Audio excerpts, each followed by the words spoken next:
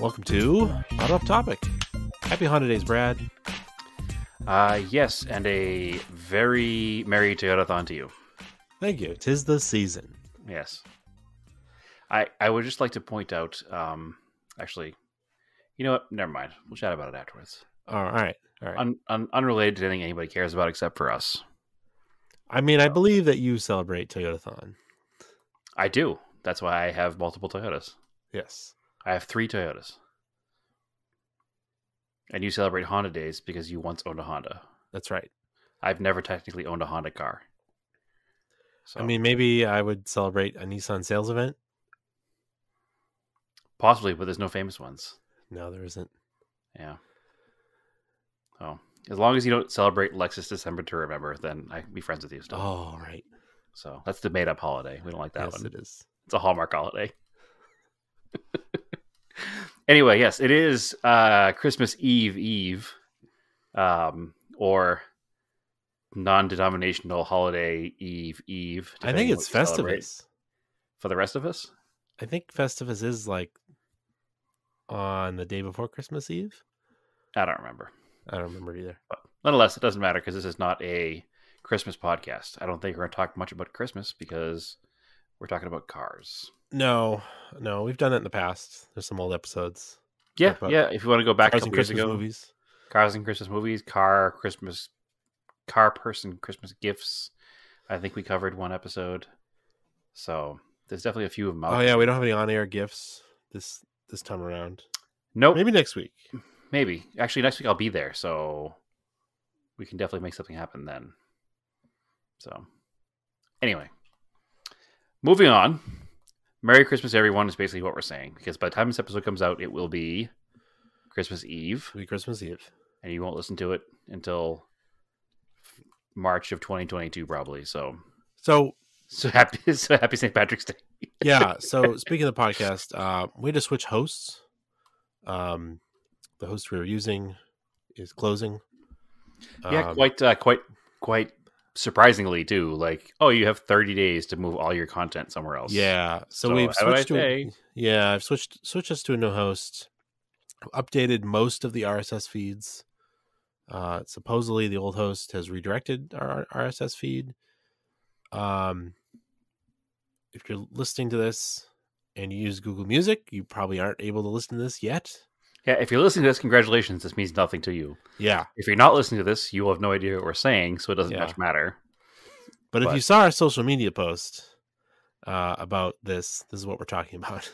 Yeah, so if you listen to podcasts on Google Music, and if you found us by seeing our social media post and searching for us elsewhere, we are trying. It just seems like it's taking a little extra time than the rest of them. So Yeah, Google seems to like want to index everything. Unsurprising, but yeah, yeah, it might take a few weeks for that to update. So everything else should work though, because we are on currently. Might as well say it. So we're on iTunes, Podbean, Spotify, Amazon Music, Tuned In, Player FM, and Stitcher. So you have all those options. and is Podbean? It's our host, right? So that's Podbean is our host, and they have an Yeah. app. Yeah. Oh, excellent! I didn't know that. Yes. Maybe I will download their app and see if it works better than the podcast player that I use. Because I think my podcast pulls from Google, so I'll have to. Yeah, double check I it. don't know. 'Cause that's the issue. People don't know what they listen to sometimes because they use a third-party app that pulls from elsewhere. If you're on Android, yeah. Yeah. Well. Yeah. Sure. If you're one of us. Yeah. Or one of me, not one of Andrew. If you're one of me, and you pull, If you're a use superior iPhone user, if you use a third-party app, you don't know where it pulls from, so you might have an issue with it there too. But yeah, we'll make sure we put a social media post out, at least 1 or 2, just to get the info out there. So you can yes. your notes as well. And we've also found, we've talked about this before, certain apps, especially on Android, are of varying quality and may change the audio quality or the speed at which the podcast is played back. Yep. They try to eliminate gaps in talking. It's really weird. We found that. Also, the last episode I was recording just through headphones, or a laptop mic, so apologize if it didn't sound as great. This one should sound a lot better because we're on my normal setup here. I mean, it's still the same bunk information we always chat through, but just It is better high quality sound. Yeah, you didn't miss anything. Yeah. Um, I know a couple people had issues last week with my volume level. Yeah. So that was probably also due to third-party apps, I'm assuming. Because too. not everybody did, and I listened to it, and everything seemed fine. Me too. So we'll see. Anyway, now that that's out of the way, Yeah. we have a new host. So we'll be able to push things a little further this year and get some bigger, better things for 2022. For a second there, I was like, who's the new host? Yes. Andrew, sorry. Thanks for switching us over, but you're out. No. Forgot.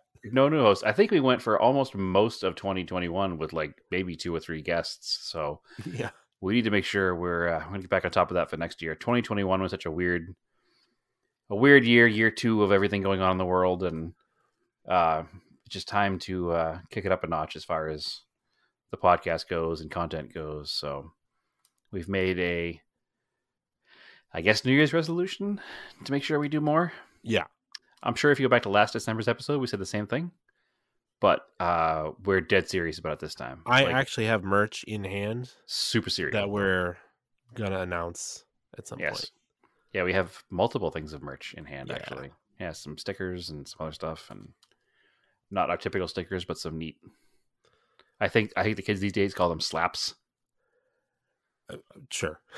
Yeah, that's what they call them. It's a bumper sticker. Yeah, well, that's how you define a bumper sticker in the internet world, because not everybody puts them on bumpers. They call them slaps. Oh, all right. Yeah. I'm sure that reference is at least 5 years outdated, because, again, I am not a kid, so...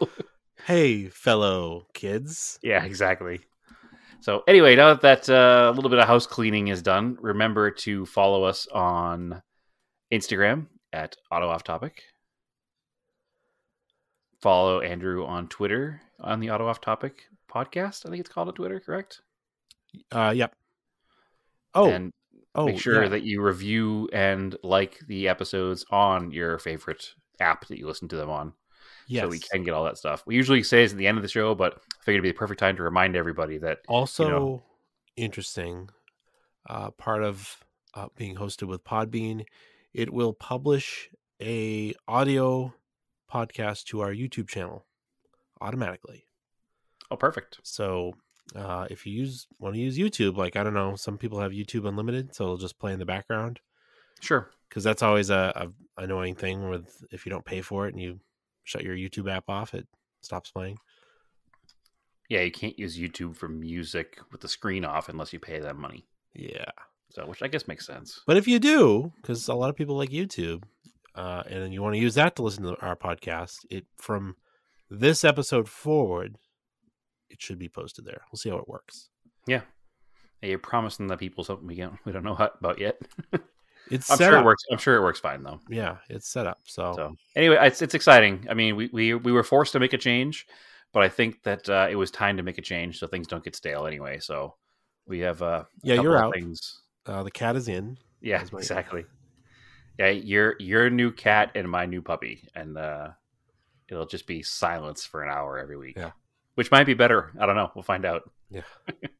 Anyway, moving on from the work here, let's get right into it, Andrew. What do we gonna chat about tonight? Yeah, so in some somber news, car news, I didn't really have anything else. Unfortunately, the designer of the Mazda Miata, the NA Miata, Sunji Tanaka, passed away at 75. Yeah, it seems awful young. Yeah. I didn't realize that I knew they built a lot, but the numbers in the drive article that I looked at for NA Miata, so first gen 90 to 97, they built 430,000 of those cars. That's a lot of cars. It's a lot of cars. Huh. It's a pretty we were actually having a conversation car. At work today. Yeah. We were kind of having a conversation at work today, discussing what the most raced car is. It might be a Miata. This is relevant because the Miata was one of our top 2 choices. Yeah, it's up there. It's high. Yeah, you know what our second choice was? A Mustang? No, actually, a little outside the box, probably a Volkswagen Beetle. Oh yeah, yeah, yeah. Because They're they've been used in ba- rally racing. They do yeah, Baja stuff. They do desert racing. A lot of them been cut into rails. yeah. They built a Um, lot of them. and they built so many of them, and they've been doing it for so many years. It was kind of like we couldn't decide. And there's no obviously there's no fact like this is how many race car Miatas there are, and this is how many race car Beetles there are. I This couldn't reminds me. That's good. You go on.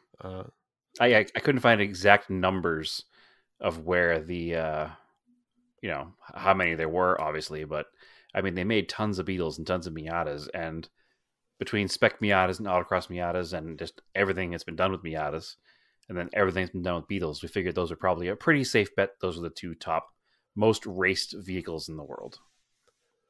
This reminds me. I have a trivia question for you. You don't have to answer it now. You can think about it No and thinking. answer at the end of the episode. I gotta go right now.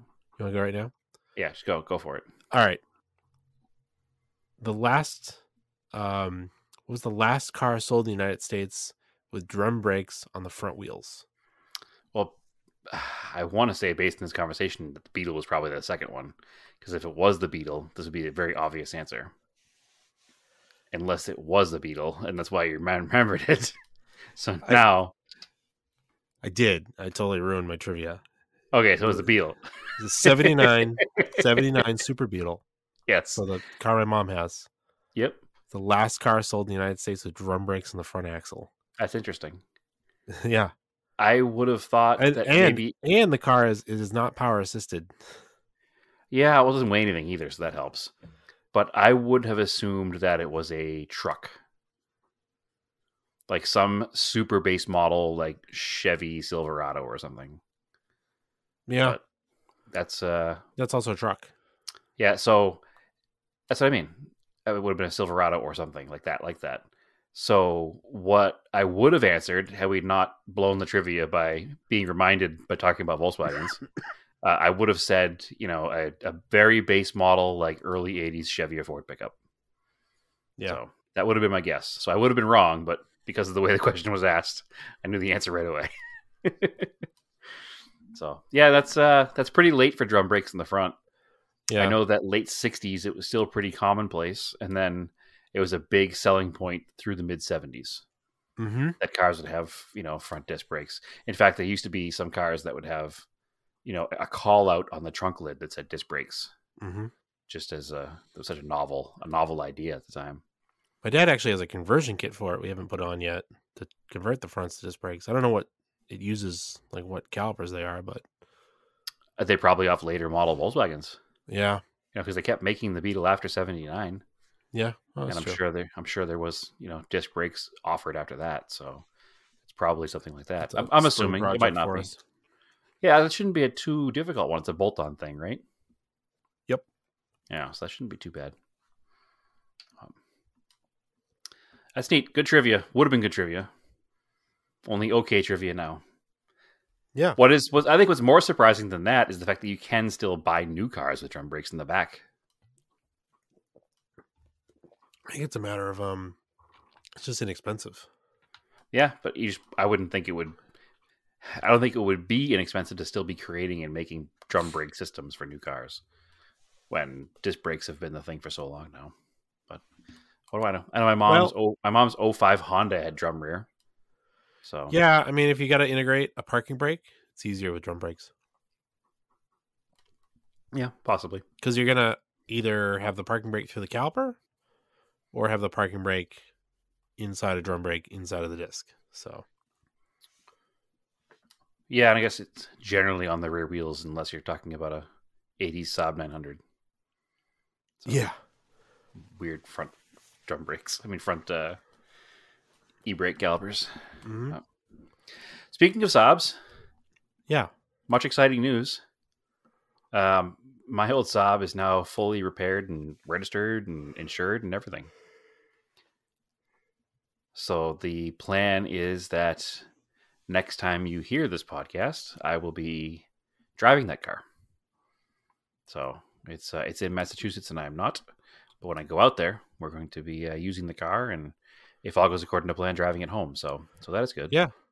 Speaking of Christmas movies, that's that body style is in National Lampoon's Christmas Vacation. That's Todd and Margot's car. The Neighbors? Yep. Huh. I don't remember that.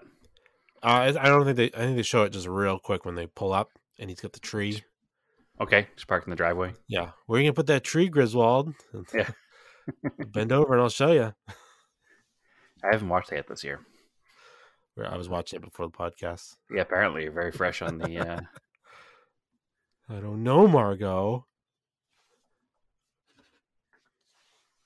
Oh, interesting. Yep. I just went to look it up real quick, and Internet Movie Car Database seems to be gone. Oh. All right. So you'll be driving the Saab around.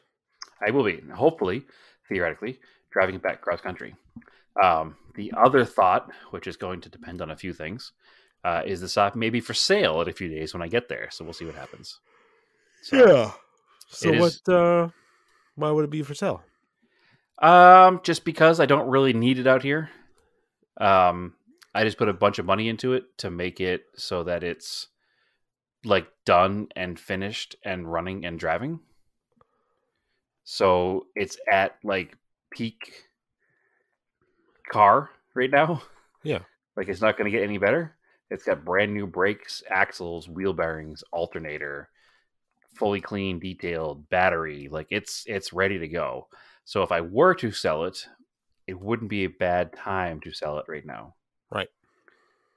It would certainly be a a good buy for somebody right now because it's a turnkey, ready to go car, and it has 2 sets of tires, snows and all seasons. So it'd be a perfect car to sell in New England right now. And if I do sell it in New England, then we would just obviously hop on an airplane to come home. Right. Because I've decided I don't need the car.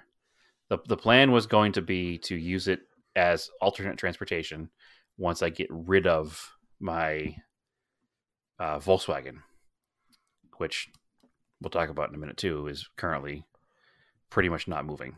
So I was going to do that, and then I decided that I was going to buy this other project car, which we'll talk about in a minute as well. And it seems to be that car might wind up being a daily out here instead of the Saab.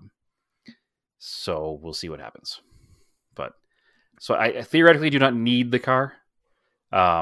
Worst case scenario, I can sell it when I get back here, or I can just drive it when I get back here, or who knows what's going to happen. But in the meantime, the car might be for sale. So if you're in the market for a actually pretty clean, very solid, very reliable Saab 9000, I will have one for sale pretty soon. Probably going to put it in the market somewhere around $4,500, $5,000. So It was on the market for $1,000 for a while when it needed parts, but y'all missed out. So now it's running and driving, and that's the going rate for a decent Saab. If it was a 5-speed, it'd be a $9,000 car. So buy it, swap it, and sell it for $9,000, right? Right. But anyway, yeah. So the Saab will be potentially on the market. We're going to have to figure it out for soon. But the good news is that it runs, it drives, and according to my dad, it runs and drives great. So I sent him some plates, and he's been driving it around a little bit. And like I said, it's got 4 new calipers, new pads all around, new rotors all around, new wheel bearings, new axles, new alternator, battery. Yeah, it doesn't need much of anything. It needs a fan speed controller, which is in the shipping world somewhere of 2021. So I don't know when I'm going to have that. But what, for the blower motor? Yeah, the blower motor. Oh, it works. okay. It works on like hurricane speed or off. Yeah. It doesn't work on the low speeds. So it's $120. There's one somewhere out in the shipping world, but it just hasn't gotten there yet. Yeah. That's a lot for a resistor. So it's more than a resistor because it has all the sensors and stuff are built into it for the auto climate control. Oh, it's got that stuff. So that's why it's more money. The base model 9000 has a standard resistor and it's like $17. But because this is a CSE, which is the top of the line luxury model, yeah, it's has the auto climate control, but the base models don't. So there's only one level of 9000 above this one, and it's not a luxury version. It's the Aero, which is the slightly sportier version. But this is the top of the line of the luxury cars. So CSE turbo is like the 9000 Aero is like the 850R, and this would be like the 850 GLT.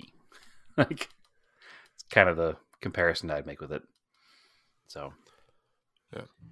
Anyway, so yeah, that's the neat thing. There'll definitely be some Saab pictures coming soon, at least. Hopefully, no Saab stories. Nope. Groaning. Nope. No. Okay. Wah, wah, wah, wah. Yeah. So the other news, I guess I might as well move into it, right? Yeah, go for it. The Volkswagen barely moves. Huh. So we've chatted about this a few times in the past that my clutch started making noise. And it was the dual mass flywheel that was making clunking sounds. Yeah. So the dual mass flywheel making clunking sounds has decided to pretty much take out the throwout bearing. Oh. Yes. So the car does not go in and out of gear anymore. Hmm. Sometimes it works just fine, and sometimes it does not. So I was driving home from work the other day on the interstate, and it was pretty heavy traffic. This is on Monday. Today's Thursday. And I would put the clutch all the way in and sit there, in traffic, stopped, and I started smelling clutch material. Ooh. I was like, oh, that's not good. So I hit the gas with the clutch all the way in, and the car like lurched forward. I was like, oh, that's not good. So I went to pull it out of gear, and I couldn't pull it out of gear because the clutch was not disengaged. So I was like, oh, that's not good. So I had to do like the jam it out of gear kind of deal. Managed to get off the highway and got it home somehow. I'm still not sure how I got it home. I think it was just at that point where it was engaged, disengaged just enough so it worked enough to move, but it didn't work enough to not grind the transmissions, so I don't want to do that. So the car is currently parked. I probably should have fixed it when it first started making noise, because then it would be all set and ready, but I just didn't do it because other priorities and holiday months and all that. You're waiting on parts. Yeah, so I didn't get done. I'm going to be doing a trip to Massachusetts, and then I'll come back, and that will be the first weekend back here's project, is to slap the clutch and flywheel in that. So I say slap it in, but it won't be easy. It won't be fun. But since the car was broken, I decided what better time than to buy another car. Sure. Right? I mean, it's nothing if not on brand, right? Yeah. I mean, this sounds like your old moves again. So I thought so as well, and I was a little upset at myself. I think I talked about it quickly that I was bidding on a car on an auction site. Yeah. And I put myself in like a hard number I wasn't going to go beyond. I don't think you did, right? By $50. Okay. So I'm still mad at myself, kind of, but not. So I love Cressidas. First step to admitting you have a problem first step to fixing a problem is to admit you have a problem, right? So I love Cressidas. I don't know why I love Cressidas. I've always loved them since I ever got that one years ago. They've always been kind of neat cars. They're inline sixes. They're luxury cars. Honestly, they're the most Japanese sedan that we ever really got from a Japanese manufacturer, I think. I think this and the Q45 have the most like Japanese-ness to them, if that's a word. J30 too. Yeah, J30. But I'd say those three cars are the most like Japanese cars we got. They have all the weird little like high-tech things at the time. What about that Mazda? Yeah, that was a good one too. 929? Yeah, the 929 with the swinging air vents. Yep. Yeah. So I guess. All right, 4. We'll give you 4. We'll give them 4. Yeah. So I guess it's just the highest end cars of the 80s and 90s were the most Japanese cars we ever got, and this is Toyota's version of it. They weren't really Americanized much at this point. They didn't change much. So I love the cars, which is basically what I'm getting down to. This thing was for sale on an auction site, on a no reserve auction. It was dirt cheap. I put a bid in at $600 with their $450 buyer's premium, which I'm trying to get some refunded. We'll get to that in a minute. That put me in at $1,050. My hard limit was $1,000, but there was no way to put a bid in without going over 1,000 because of that stupid $450 minimum buyer's premium, which is $200 more than most. So, yeah, it is. Anyway, so I put the bid in for $600, which put me at $1,050, and I said it doesn't matter what happens. I'm not going to put a bid in for $700 because it was also $100 increments were the minimum bids you could make. I said, so if somebody else outbids me, that's fine. I'm not going to lose any sleep over it. I don't need this thing. I just simply want this thing. So I think I want this thing. So nobody outbid me. So now the auction ends and immediate buyer's remorse. Okay, now I have this car that's in New Mexico, 5 hours away, and I have to pick it up. It's kind of a pain in the ass. So whatever, I put the bid in. I need to honor it, right? I need to buy the car. The auction company already took the $450 off my credit card, so it is what it is. Yeah, you might as well go get the car. Might as well go get the car. So this is on a Thursday. 24 hours go by. I have heard from the auction company, but I have not heard from the seller of the car. So now I'm thinking, all right, maybe I didn't buy a car. Maybe this guy's got mad that it only bid to $600 and he doesn't want to let it go. More time goes by and I'm like, well, I'm just going to reach out to the auction company because I've already at this point, the way this particular auction company works, they email you the seller's information once your credit card has been charged for their buyer's premium. Right. And then their account representative sends a text message to you and to the seller in like a group chat to get you in communication with each other. So I responded to the email with his email address. I responded to the text message. I never heard anything. So I called the auction company and they said, well, give us a minute. Let's try to see if we can get a hold of him. Because obviously they have other phone numbers to get a hold of this guy. So they get a hold of him. It turns out that his phone is not a cell phone, which is why the text message is not working. Yep. And he does not have any internet access at his home. So he also doesn't have my email. So I'm like, all right, well, this guy's 100. Because there's no other reason for this. So the lady from the auction company calls me back and says, listen, he's going to be calling you from a 505 number. That's his New Mexico house number. And he'll be able to talk to you that way. So I was like, all right, cool. So I get a phone call from that 505 number. This is now... How do you get the car on an auction site? And how is it not in the newspaper? So this car was advertised in many places, it turns out. Okay. We'll get to that part of the story in a few. It took an auction site taking $450 from somebody to convince somebody to drive out to this guy's house to get it. Let's put it that way.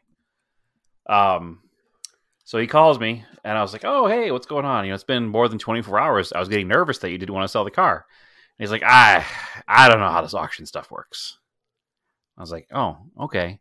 He's like, I don't have any internet in my house. He's like, I don't have a cell phone service at my house, so I get nothing. I was like, oh, okay. Well, what do you want to do?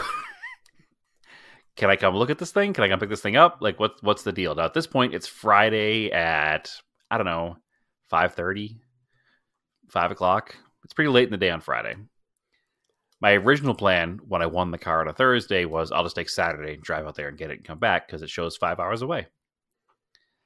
So he's like, well, I can do Sunday. I'm like, all right, fine. I'll make it work on Sunday. So now I get all excited. I log back into my computer and I go to the site where they were selling the car. And when I was bidding on the car, I searched Pine Hill, which is the place in New Mexico this gentleman lived. And it said that it was 5 hours and like 15 minutes door to door to the center of Pine Hill from my house. So now I go back in, I pull the auction listing back up, and I get the Pine Hill on there, and I type it in, Pine space Hill, and it comes up to 10 hours away. What? Now my brain is like, wait a second. So I pull out my phone, and I put it on my phone, 10 hours. And I'm like, oh, I don't have time. I can't do 10 hours each way on a Sunday and not die of exhaustion somewhere in the desert. Like, that's just not going to happen. Also, that means that's another 300 miles. That's double the distance. That's double the fuel. Now it's going to cost me like $400 or $500 in fuel to get this stupid car. This is annoying now. Now I don't want it. What am I going to do? So I'm all annoyed on Friday night, and I'm immediate seller's regret because now I have this ridiculous trip ahead of me. I go home. I'm all annoyed, talking to Naomi about it. She's like, well, why don't you just leave Saturday night and stay overnight somewhere? Like, go like as far as like Albuquerque, which is like an 8-hour drive from here. Then wake up early Sunday morning, get the car, and drive home.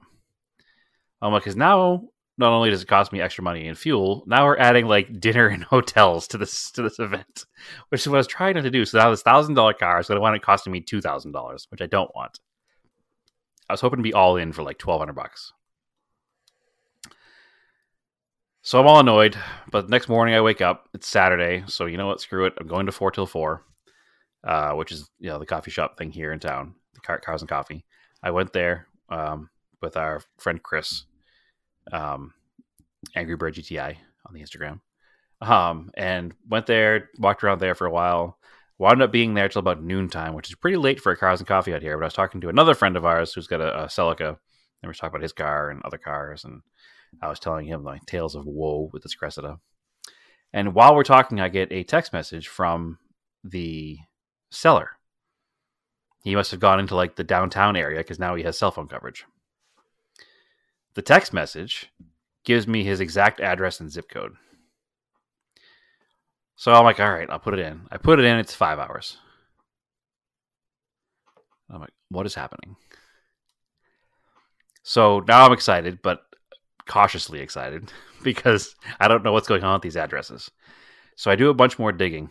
It turns out that in New Mexico, there is a Pine Hill and a Pine Hill. So like Pine Space Hill and then Pine Hill, one word? Yes. The listing on the car on the auction site says Pine Space Hill, which is 10 hours away. This guy's address is Pine Hill, which is 5 hours away. Much more reasonable. And now I'm not upset. So now, because it's much closer, I'm like, I'm going to get somebody to go with me and just make this trip a little easier. And I had already been talking to our friend Ron LP on the Instagram with the Starion. And he couldn't go on Saturday. But when I didn't go on Saturday, asked if I was going on Sunday. And now that it was only 10 hours, I was like, absolutely, Ron, you're going with me. Because you don't want to just drive 10 hours round trip with nobody to some strange place with cash to buy a car, right? It helps to have somebody with you. And Naomi had volunteered to go with me. But I also knew that it was the weekend before Christmas. And she had a lot she wanted to get done, for our own Christmas celebration stuff. So it was much better to go with Ron and let her do her thing on Sunday. Better Ron than me. Well, if you lived closer, you would have been there. And you would have enjoyed it just as much. We all would have gone. The trip went fairly well. I borrowed Naomi's brother's truck. He's got a 2017, maybe 2016 Dodge Ram 2500 Cummins diesel. And I borrowed Jordan's trailer. So there was no cost involved there except for fuel. So that was good. Speaking of fuel, the Dodge Ram truck is a diesel. We get to middle of nowhere in New Mexico, about an hour from where the car is. And we last fuel station in town. We get like a quarter of a tank. All right, we'll fill it up here. We drove all the way from here to there on one tank, which is pretty good. The pump is pumping at like 0 gallons per minute. It's like 5 gallons for every 10, 15 minutes. Super slow. Probably because in this part of New Mexico, Ramah, Ramah, New Mexico, it was 12 degrees. So I'm assuming the fuel was just cold and coming out like molasses. So I'm like, well, it's 12 degrees out. I'm going to sit in the truck. So we sit in the truck, and we're in the truck for a legit 20 minutes waiting for this thing to pump up. And I know this thing's got a 25-gallon tank. And I look out at the thing, and it's got like 22 gallons. I'm like, all right, well, it must be almost full. And I look out, it's 24 gallons. I'm like, all right, it must be almost full. And I'm like, I thought it was a 25-gallon tank, and I still had a quarter of a tank. So I open the door, and there's just diesel fuel pouring down the side of the truck. Huh. Probably at $4 and something a gallon, probably $20+ in diesel fuel on the ground. Oh, Yeah. So the automatic shutoff didn't work. Probably, and this is my theory, that it was going so slow. Yeah. That, you know how you can like trick it into pumping a little more if you like pump it really slow? Yeah. I think it was tricked into pumping more. So now I've just thrown literally $20 of fuel on the ground. There's nobody around. The store is closed. It's like a speedway. It's on a reservation. There's nobody anywhere. There's just a couple of dogs, like stray dogs, wandering around. So I'm like, all right, well, I can literally do nothing about this. I'm annoyed because I've spent this extra money on this fuel that I just threw all over the Gasoline ground. fight. Yeah, exactly. So I'm like, well, Ron, I guess we're just going to keep going. So it was very full. We'll put it that way.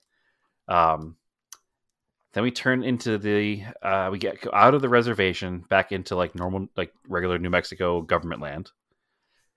Then we go back into a reservation again, and we drive into the reservation, and we probably had to go, I don't know, 5 to 10 miles somewhere on dirt roads, very non-maintained dirt roads, like all washboard and washed out and a disaster. Then the guy told me to turn a left so basically he said, go down 53, take a right when you see the wolf sanctuary sign. I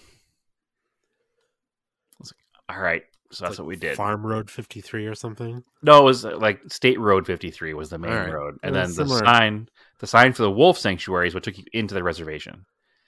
You have to drive like 20 minutes through the reservation to get to his street, turn onto his street. And then his street is, without any word of exaggeration, it would have been a class 4 road in New Hampshire. Weird. Yeah, it was up and over hills and giant ruts. And we're driving down it. And I turned around. I'm like, Ron, how did I Cressida even get down here? Like, what are we doing? Wasn't it parked like a lot of years ago? Yeah, it was. Yeah, apparently. It was probably graded at that point. Yeah. So we finally get this guy's location. We barely made it in there with the trailer. First of all, it's covered in snow too, this road. So we did a little 4-wheel and off-road trip with the trailer. So that was fun. It opens up to this huge acreage. He's got a double wide, like permanent trailer. Yeah. And next to this, he has like a Chevy conversion van and a Chevy pickup. And he has this 1968 Grumman Olson bread van. Like the aluminum bodied ones. Yeah. Fully polished, mirror shine. One just sold for some ridiculous amount of money, didn't it? And it's got some extension off the front of it with a grill and a hood. And it has what look like 70s Peterbilt headlights. And it has a dual rear wheels and a big, 10 or 12 lug front axle, like it's on a semi chassis. I'm like, oh, that's interesting. So it turns out that we drove all the way through the reservation, back onto government areas, back into this guy's private land. And he just bought this land like maybe 2 years ago. Yeah. And it's like 100 acres or some stupid amount of room for like 30 grand. Yeah, I bought $12, whatever it was. Yeah, but it came littered with cars. Because in the middle of nowhere. Yeah, it came littered with cars. So he's just telling me about all the different cars he got when he came there. He actually brought the camper. Him and his wife or girlfriend, whatever, had been driving all over the country with this camper. They actually brought the camper there. That was their personal. And they had a geo tracker. So, I mean, these people are already kind of like, these are our people. Like, they have this old stuff they play with. He fixed the majority of cars that were on this property.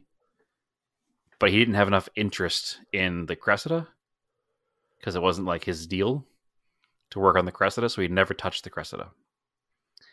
So this is where a number one problem happens. I didn't bring a come along to put it on the trailer because the auction company wrote in the ad that the car starts and runs. Oh no, this guy's got to come along. The car starts and runs. So now I'm already mad because the guy's like, oh no, it doesn't run. And I'm like, well, the ad said it ran. He's like, I definitely did not tell them it ran. I told them I wasn't going to touch it because I didn't want to wind up starting to work on it and then wind up getting myself deep in it because I don't really want it. And I know myself, if I start working on it, I'll wind up redoing the whole car like everything else. And I was like, oh, do you have a come along? He's like, I got 3 cars with winches. Or 2 cars Yeah. with I was winches. like, this guy's got the stuff. He's like, just jackknife the trailer. He's like, and we'll pull around. I forget his woman's name.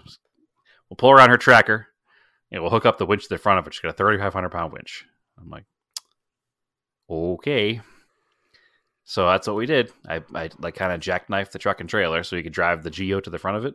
And then he came out with like a block and tackle so he could run this thing properly through the middle of the trailer without worrying about weird angles and putting a strain on the tracker. Like he had all the stuff to do this thing right. Yeah. So we had the thing on the trailer in like a minute and a half. It was really good. When I found that didn't run, I was tempted to not buy the car. I don't know, you're there. And Ron and I talked about that. We're like, well, we have an empty trailer. We're all the way to New Mexico. We have 2 options. We can either take the car that you've already paid $450 for with your extra $600, or we can leave with an empty trailer, piss off that guy and piss off the auction company. But we could look on Facebook and Craigslist the whole way home and try to find something for the $600 in your pocket just so we don't waste the whole trip. And I was like, oh, that's very tempting. But I mean, we're here. And I looked over the car, and the car was way nicer than it looked in pictures. Okay. So I was like, you know what? Worst case scenario, I can get out of this thing for $1,000, even non-running. I could sell this thing in a day for $1,000. So yeah, we're in Phoenix. Yeah, some civilization. 100%. So we're already here. Let's just get the car. We'll take it home. So good news, I have another Cressida. Bad news, it doesn't run. So are always a New Mexico car? It was just dumped on this lot. It's been a New Mexico car. It looks like its whole life. I don't have the full history. It has tags on it that were expired in 2003. The tires are date coded 1999, so that checks out with the 03 tags. Yeah. They're definitely snow tires, but it's high desert snow, so there's no rust. The car is, with the exception of the front bumper, pin straight. I don't think there's a door ding on the car. It's 100% complete. Every molding, every piece of trim, the interior, the engine bay, everything is there. The car is not had any, it hasn't been taken apart. It hasn't been touched. It was saved from any kind of, shenanigans just by being out in the middle of nowhere. So even the paint isn't in bad shape. It's got some burn through on the top surfaces, and it's a single stage. So you can see like some of the primer coming through on the trunk and the hood and the roof. But the sides of the car, the paint is almost still shiny. It's got some weird alloy wheels on it that are factory Toyota. I think they're either off of a similar era Celica or Supra, but they're not Cressida wheels, I don't think. So those are kind of neat. We rolled it out of the trailer. I rolled it off the trailer. The brakes work fine. Huh. So everything seems to be pretty copacetic as far as the car goes. I have not had a chance to go through it very much yet because this was all last week. And again, this is the week leading up to Christmas, and it's been kind of a hectic time.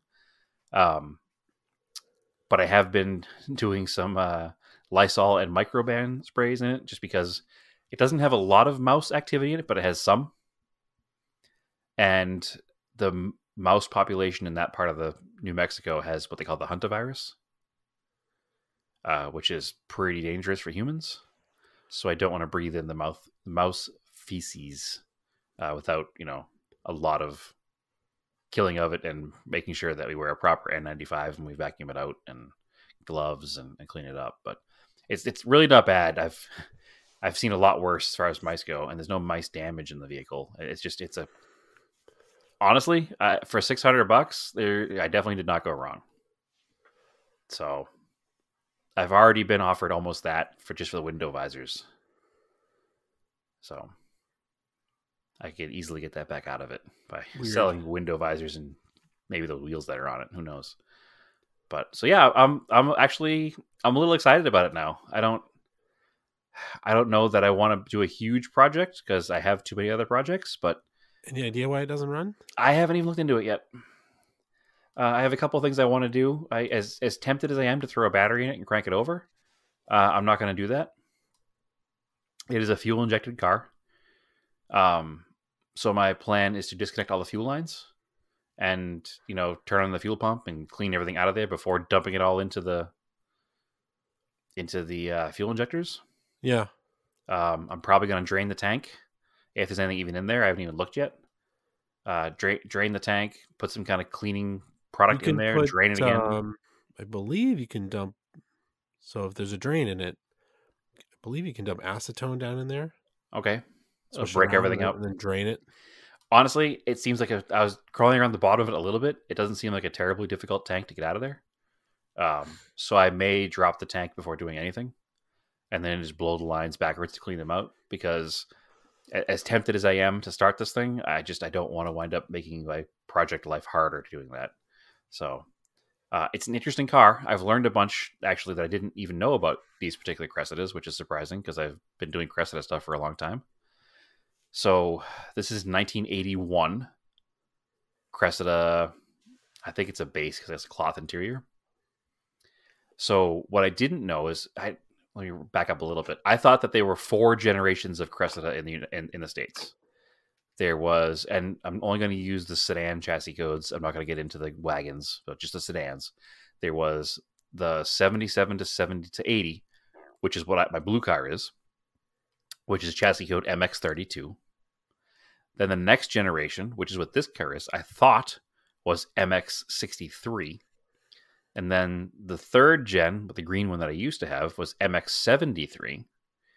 And then the more rounded, kind of bubbly 90s one, late 80s, 90s one, was an MX83. So I mistakenly thought this car was an MX63. What I've learned is there was a split in that generation. So what my car is an MX62. So for 1981 and 1982, the Cressidas that came to the States were 5M GE powered, which is basically the 4M that's in my blue Cressida, but with a couple of changes and fuel injection. And they were solid rear axle through 82. And then in 83, they switched it to the MX63, which was a twin cam 5M GE. Oh, I just blew it. 5M something. Maybe mine's a 5ME. Yeah, mine's a 5ME, and the twin cam is a 5MGE. So they switched it to the MX63 with the twin cam engine, which was the same in the MX73s, which was my other car I used to have, and an independent rear suspension. So this is kind of an in-between car I did not know existed.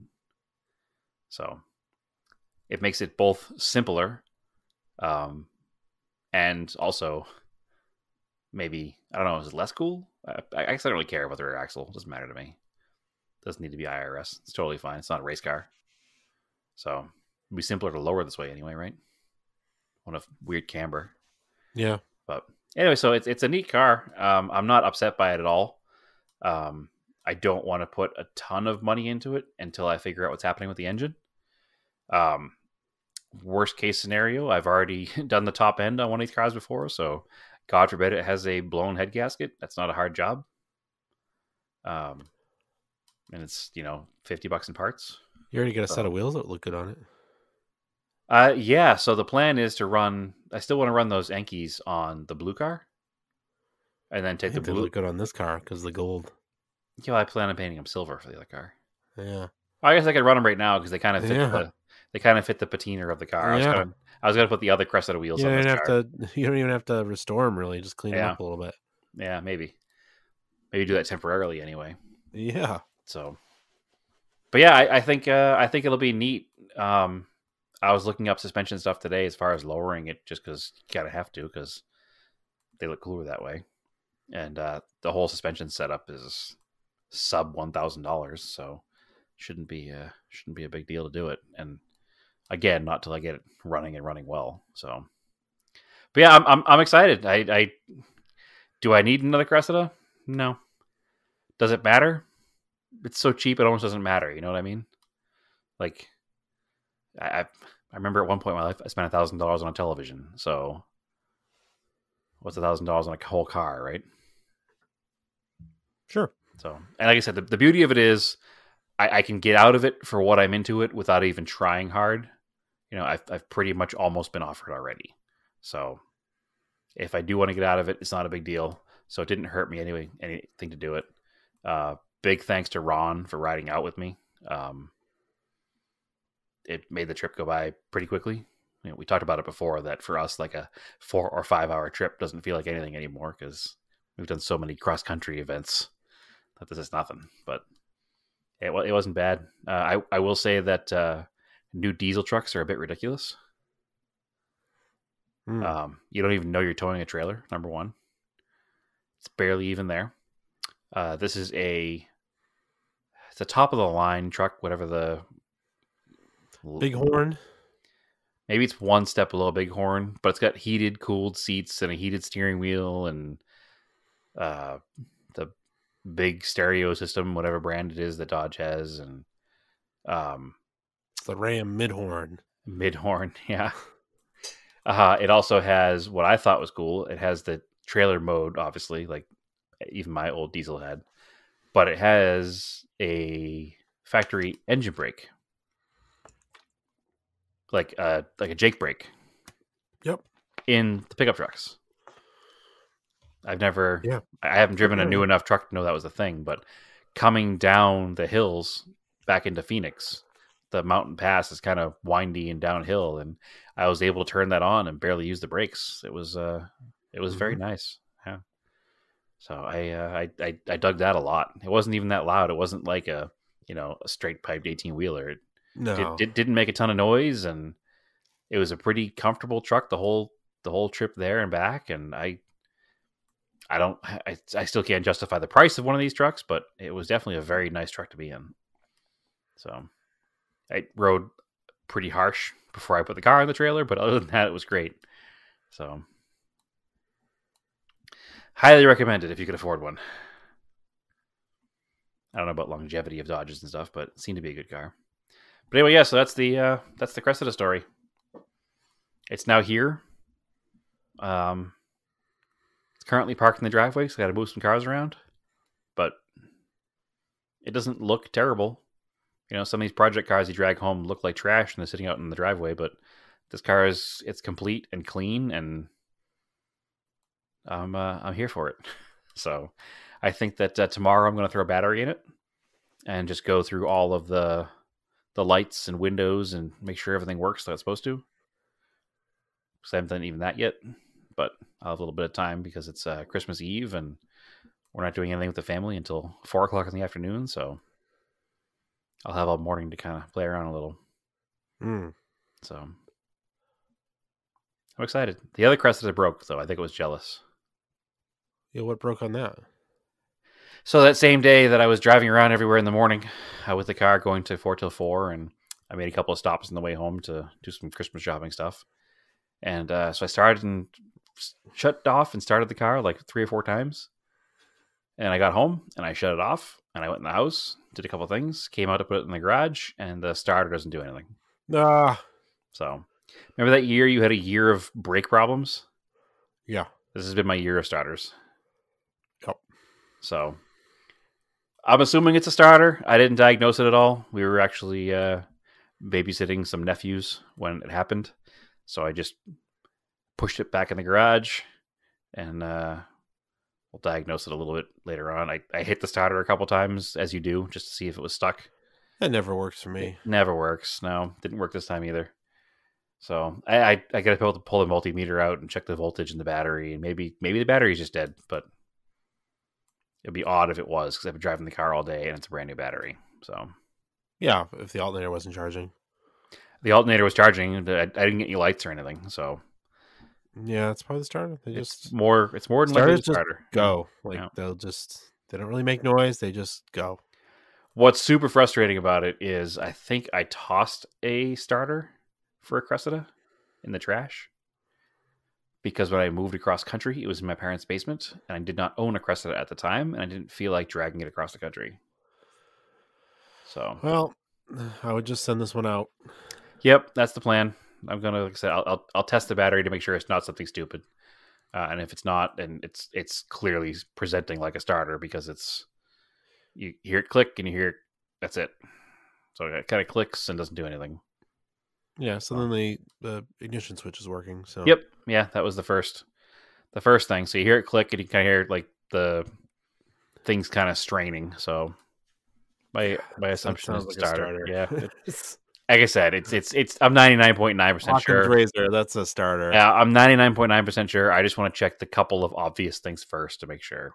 But at least it looks like it's a fairly easy one to get to. So, and I still have a couple of things to fix in the front suspension anyway. So I need to jack the front of the car up anyway. So I'll do it all at once. So no stress. It's old car life, right? Yeah. Any project car stuff? Or are you stuck in full winter out there? Not too much. I mean, long story short, I still have the Q45. Yep. Didn't sell. So it did have a brake pulsation, and I had ordered brakes to swap them for the buyer because he was concerned about it. I was like, that's fair enough. I should have swapped them before I sold it. So I was like, I'll throw them in, no problem. I did the front brakes. They're easy to do. I broke my rule though. I didn't buy calipers for it at the same time. Right. One of the calipers was slightly seized, so I Wah, had to wah, wait wah. like a week while I was away for work, and also waiting for the parts to come in. So now it's got new front brakes, power stops. Actually, not Slaughter or anything, but that was like the brand on Rock Auto that they had, and Sure. then some new calipers. So, Excellent. yeah, it wasn't like we didn't really have an issue stopping. It just had a pulsation, probably because that one had seized and warped the rotor Yeah, which is on usually, the again, passenger side. Yeah, something you probably should have thought about beforehand, but it is what it is. yeah. Sometimes you just get seized, like you don't get seized. Sometimes you just get warped rotors. Yep. Like I have the Galant has warped rotors, but the calipers are new.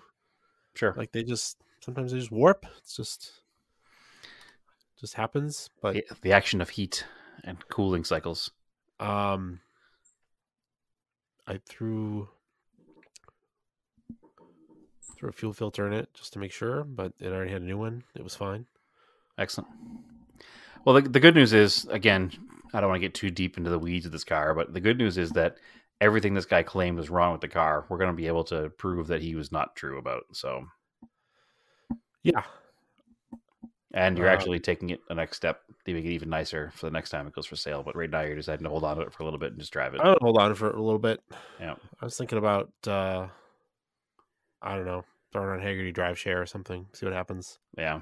No, it just seems like the guy who bought it probably got some cold feet and had a little bit of buyer's remorse. And unfortunately, he used the platform to say some things that aren't 100% true. And we're going to have to disprove just because it's out there now, but the good news is we can. So yeah, the turn signal was broken. I epoxied it. Sure. But apparently didn't hold. Which is fine. So, that's legitimate. I don't know what else he would do. I can't find a used one anywhere. Yep. So that the legit repair was to epoxy it with. Sure. I tried to use JB plastic weld. It didn't look bad. No, but it didn't hold either. So yep. There is that guy local that's like Perfection Plastics. I was thinking about messaging him, maybe sending it to him, see if he can melt it back together, whatever he does to repair plastics. Have you tried any of the 2-part like auto body stuff yet? I use JB Plastic Weld. I haven't used that stuff yet, but there's some. I'll remind me when we're out there. We'll go to the auto body. It's like really weird FRP type plastic. I think it's really common for them to break, and that's why they're so hard to find. Yeah. So if somebody can repair this one, then that would be ideal. There's some auto body grade stuff that's like unstickable. Even better than the plastic weld stuff, because the problem with the plastic weld is that the glue bond itself isn't super strong. It's supposed to melt the plastics together. Yeah. So if the plastics aren't the exact chemical composition that product works with, it doesn't always work perfectly.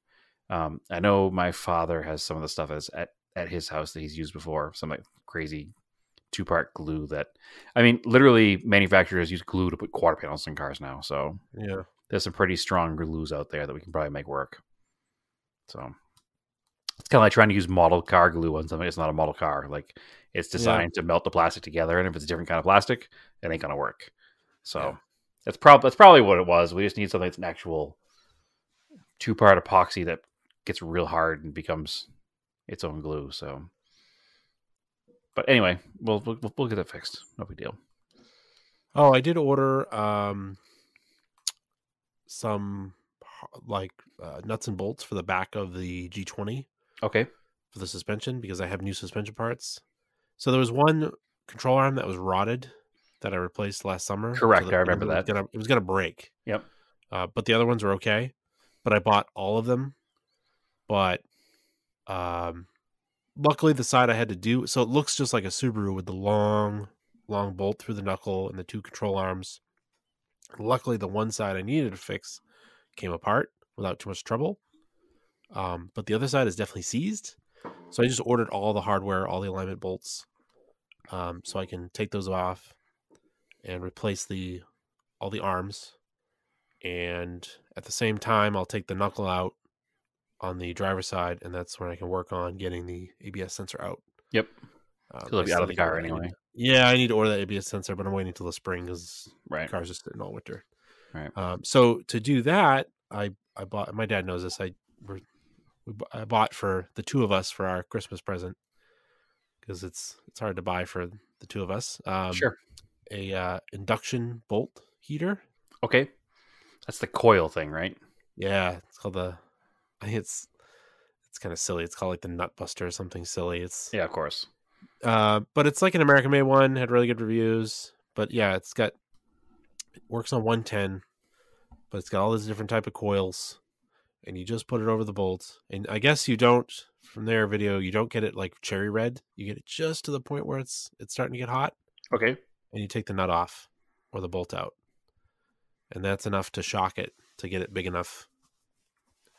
And the nice thing is you don't have to use a torch with an open flame, especially if you're working around things with bushings that you don't want to destroy, or a fuel tank, or just electrical wires. Yep.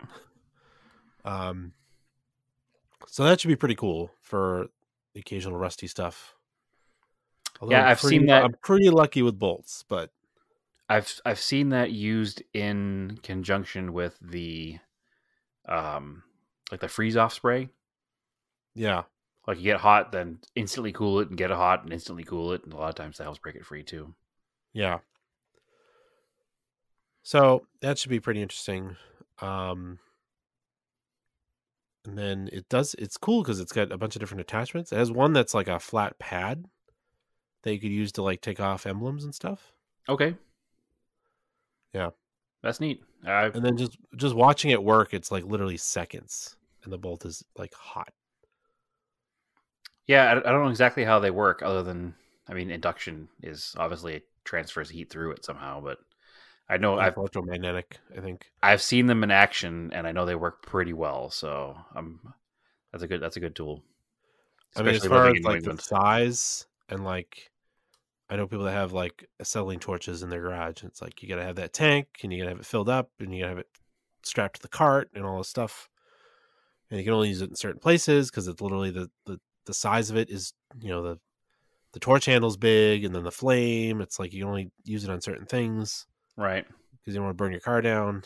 Did you get the Bolt Buster? Is that what it's called? I think it's called Bolt Buster. Yeah. That's the one I've seen used before. It's pretty neat. I remember actually back when I bought that Audi 4000, they used this at the shop to do the alignment. Yeah, that's the thing. So if you got like a tie rod end that's stuck, they have a coil that it's like floppy. You can like wrap it around. Yep. A tie rod end and then plug it in and do it. So a little expensive, but I think it'll be worth it for. Listen, it's like if it saves you 1 hour on every project, it's worth it. That's the thing. If it saves you the time and then it saves you the destructive removal of something, yeah, there's nothing worse than having to be destructive and ruining other parts Yeah, trying to get things apart, Yeah, you wind up especially with breaking. older cars. You wind up breaking a knuckle trying to get the piece apart, and that knuckle's probably $500 even used. So Yeah, you've already saved. That's more than the tool cost. So exactly. totally worth it. Again, that's been the biggest improvement in my quote unquote mechanic life is making sure I have the right tool for the job.